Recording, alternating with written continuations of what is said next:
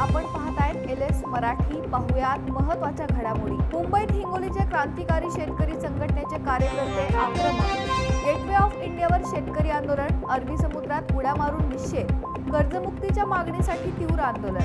भाऊसाहेब वागचौरेंचं स्वागतच करणार. बंडखोरी केल्यामुळे वागचौरेंना शासकीय संरक्षण मिळेल.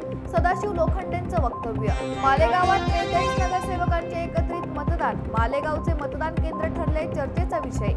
इस्लाम पार्टी, सपा, काँग्रेस नगरसेवकांचे एकत्र शक्ती प्रदर्शन.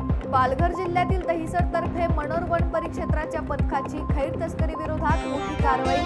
6 लाख रुपयांचा मुद्देमाल जप्त. वन विभागाकडून पुढील तपास सुरू. नाशिक मुंबई महामार्गावर दुचाकी आणि ट्रकमध्ये भीषण अपघात. महिलेचा जागीच मृत्यू. उपमुख्यमंत्री एकनाथ शिंदे यांनी घेतली घटनास्थळी धाव. पुढील तपास सुरू. नवी मुंबईच्या घनसोलीत भीषण अपघात. महिला गंभीर जखमी. भरधाव जीपची महिलेला धडक. अपघातात महिला गंभीर. रुग्णालयात उपचार सुरू. बीडमध्ये FDAची मोठी कारवाई. केजमधील डेअरी परतावा तातडीने निलंबित. अस्वच्छतेमुळे डेअरीवर कडक कारवाई. पुणे मुंबई यशवंतराव चव्हाण द्रुतगती मार्गावरील आडोशी बोगद्यात दरड हटवण्याची मोहीम यशस्वी.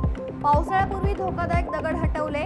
मुंबई पुणे एक्सप्रेसवेवर सुरक्षिततेसाठी विशेष ब्लॉक.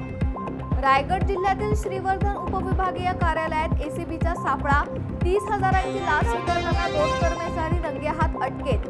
ACB कडून पुढील तपास सुरू. फास्टॅगवरून कागल सीमा नाक्यावर वाद. ट्रक चालक आणि कर्मचाऱ्यांकडून परस्पर मारहाणीचे आरोप. या होत्या महत्त्वाच्या घडामोडी. पाहत रहा LS मराठी.